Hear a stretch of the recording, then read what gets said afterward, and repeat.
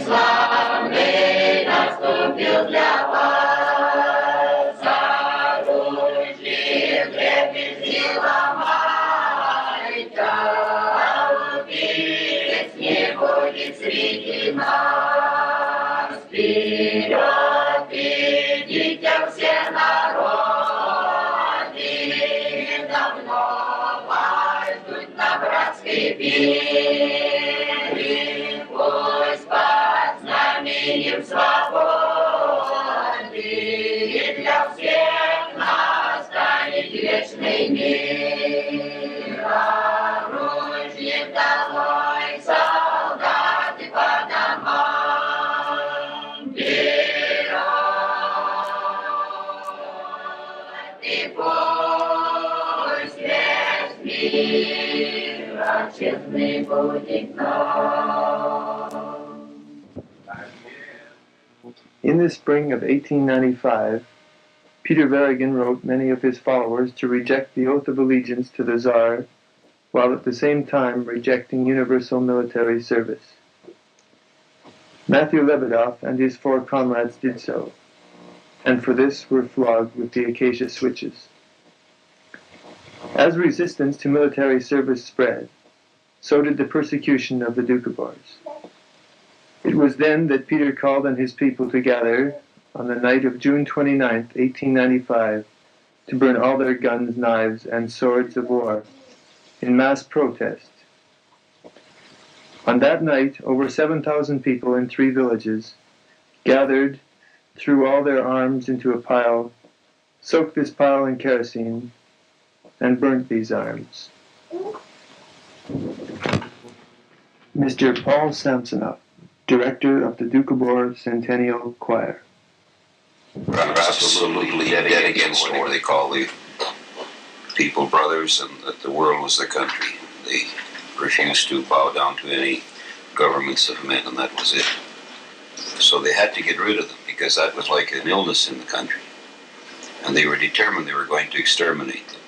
So while they were in the cold Siberia, then they sent them to way down south into the tropical climates, thinking that the malaria and the various diseases and illnesses would exterminate. Where did they send them? Right down into near Turkey.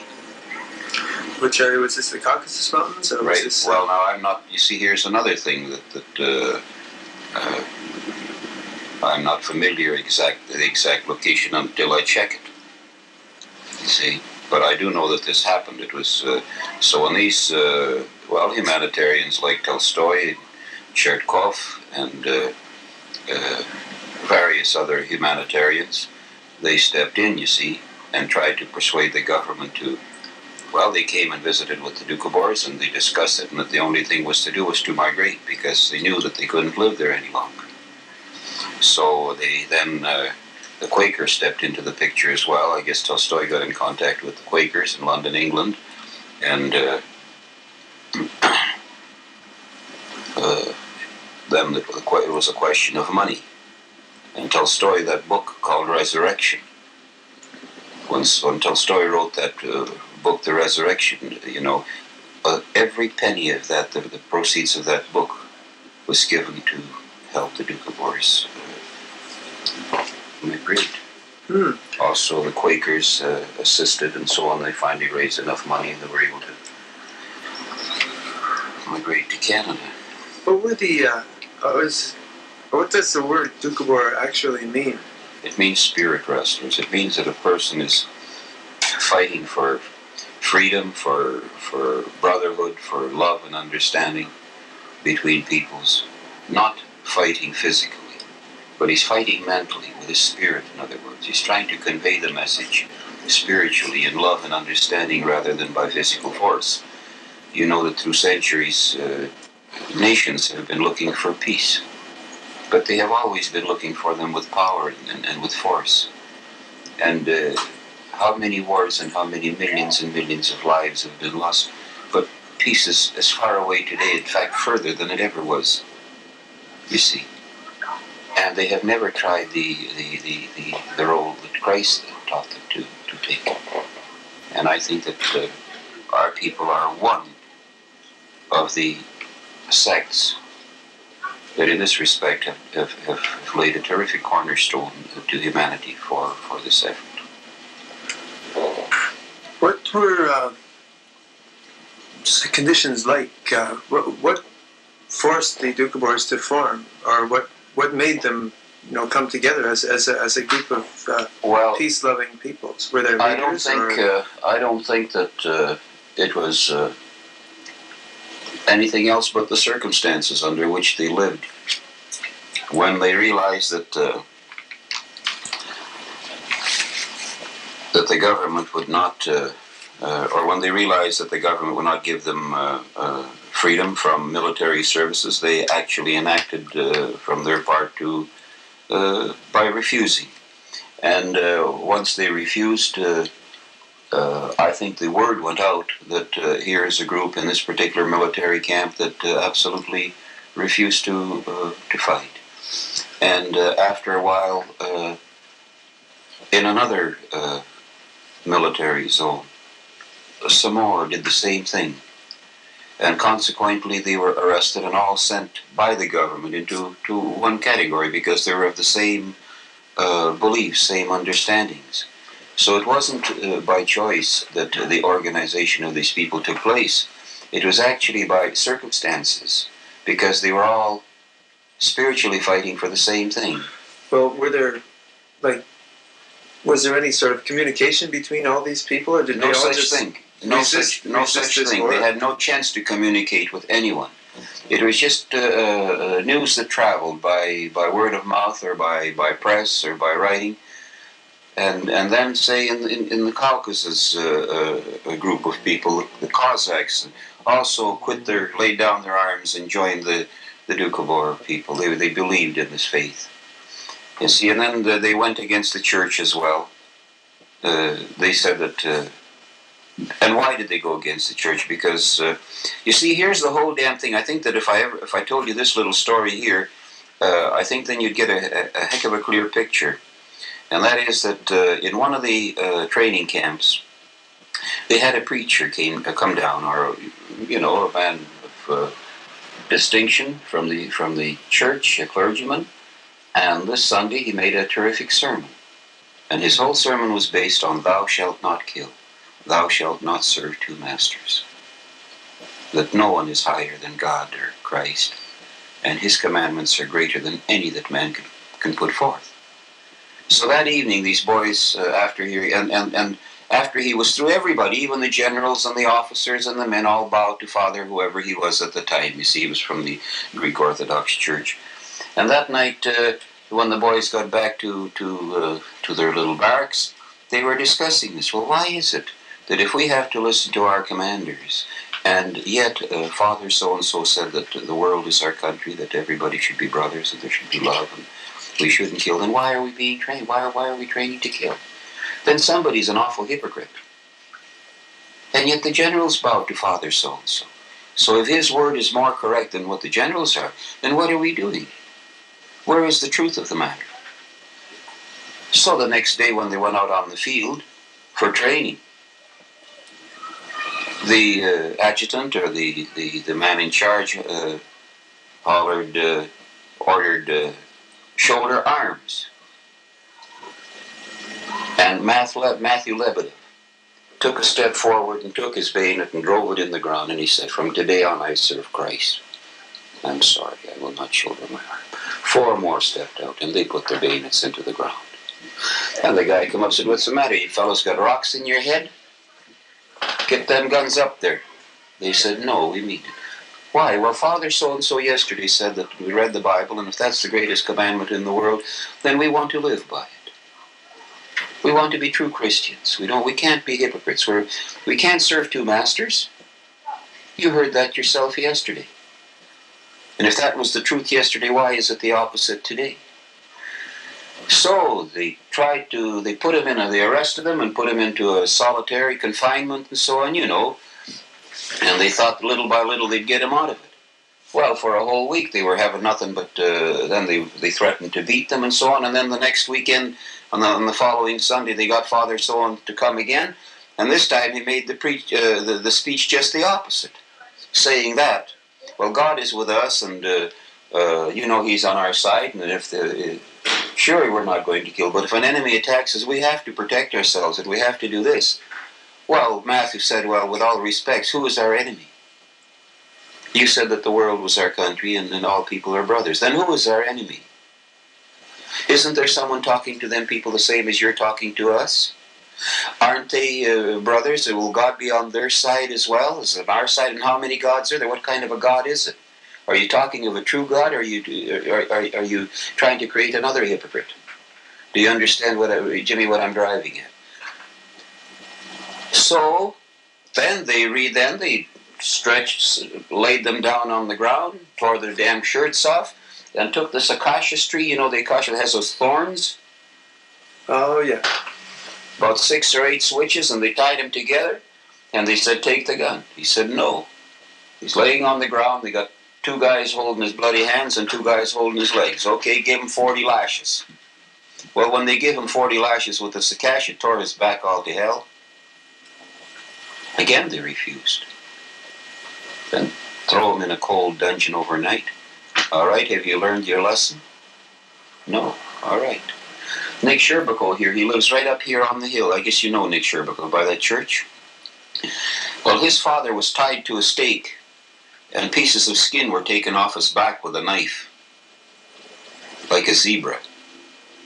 That's what he was like. And he still lived here until he died. That man had strips of skin taken out of his back for refusal to serve in the army to kill his fellow man.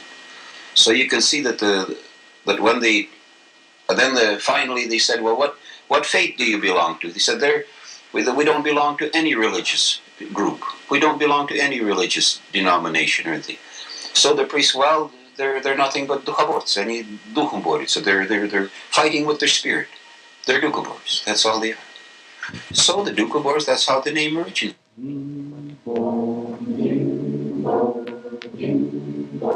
Пускается солнце за степи, вдали золотится ковы. Колодников звонкие цепи сметают дорожную пыль. Колодников звонкие цепи сметают дорожную пыль. Ding-bong, stations one time dine. Ding-bong, the city's gate I need. Ding-bong, слышно бранный гуд. Навсегда товарища на каторгу ведут. Consequently, a group, materialized, quite a large group. And then maybe in other places down south, something happened, you see. So consequently, all right, and then they sent them to Siberia. And then when they sent them from Siberia, you say, how did they get that freedom, Do you remember? Well, the queen, the Tsar's wife, had a baby boy. A child was born. And they proclaimed a manifest. Freedom to all prisoners. And except, I believe, those that were absolutely in for murder, they probably were not given they probably were exempt from being killed, or their life taken away. They probably got life rather than the death sentence. Who was the child? It was the Tsar's. See, this is another thing now. See, I should name the queen or whoever, the Tsar and his wife. See, these are very important things, Jimmy. Oh, see, it was Alexander the First, wasn't it? No, I'm not sure. Now, another thing. When the Doukhobor people, particularly the Doukhobors, because they're non-violent people completely, so they were first to get the exemption, from their servitude in prison. So they picked them all up, you see, and sent them to a certain part of Russia, like I say. But before they did this, many people, if you called yourself a Doukhobor, you could join the group and go. You could have freedom. Well, hell, amongst the Doukhobor people there, they call themselves Doukhobor, some of the greatest bandits that you could ever shake a stick at joined them to obtain that freedom. Okay, then we still got them around. When they send, say, maybe 1,000 people or maybe 3,000 people from the prisons, and they sent them to the Milky Waters. And what did they give them? They give them nothing except a little bit of grain, a little bit of clothing. Some had 1 shirt, others had 3. Some had no shoes. He wore sacks on his feet, as you've probably seen pictures of peasants, just plain sacks that wrapped around his feet. So when they got there, and they give him this tract of land, say like, okay, let's say Utishenye, Burlington, Castlegar, here, this little area, Kennard, Robson here, Pass Creek, this is the area they gave them to settle in. Well, what did they do? Well, they immediately adopted a Christian attitude and said, whoever has 2 shirts, share it with your brother. Whoever has 3 pair of boots, share it with your brother. And then what did they do? The first thing they built was a community kitchen. And when they went to bake the bread, all the women the women just organized themselves, and this maybe 12 women looked after the community kitchen this week, 12 the next week, 12 the other week, and they started to feed everybody in a communal basis. This was in Russia? This was in Russia at the time of the Tsar. This was long before the Soviet Union ever dreamed of communism. Do you understand? When they sent them out to these Milky Waters, to this very hot climatic conditions in the southern part of Russia, into the mountains there and so on, where they figured and there was, at that time, there used to be hordes of these here various leaders with a band, like thieves and robbers, nomads and so on, they call them Tatars, and they roam that area, and they figured, well, what the diseases won't get the Tartars will clobber them and steal them blind and disintegrate them. You get what I mean. And they hadn't lived there for very long when the group of Tartars came in there. And our people met them, invited them into their kitchen, and fed them all and clothed them. And the chief said, well, my goodness, do you need any horses? We'll get you a band of horses. So they brought him a band of bloody horses. So instead of, the thing backfired, because people showed love and understanding to them. They had nothing to give. They had nothing to steal from them. But they showed and shared their last bloody piece of bread with the bandits or whoever were roaming the places, you see. So consequently, how can you beat that sort of a thing? You understand? You can't beat love. The Doukhobors picked? They're not picked. Or how does for instance, a leader arise out of the Doukhobor community? For instance, the first leader, Pobirokhin, was, in reality, a very educated person. A very educated person. The Doukhobor people knew nothing about him. Yet, when the Doukhobor people first started to refuse military service, he joined them. And in the discussions with families, they realized what a wonderful mind he had. They realized what a wonderful foresight he had. And that he was a born leader. Do you understand? So he automatically became a leader without any nominations or anything. And he just kept going from village to village where our people lived, and he kept proclaiming Christianity, that this was the right way of life. And he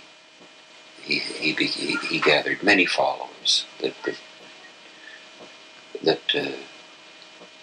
listened to him and believed him, and felt that he was exactly the man that was leading them away from the falsity of the churches and so on. That his viewpoint on life was, in reality, a real, true Christian. He was a terrific orator, terrific speaker. Who was their next leader? I think it was Savilian Kapustin. And then after that, Kolesniku. And then after that, a lady, Lukeria Kolmakova. And then after her, she adopted this young Peter Lordley Varian. She adopted him and proclaimed that he was to be the leader. Was there any problems about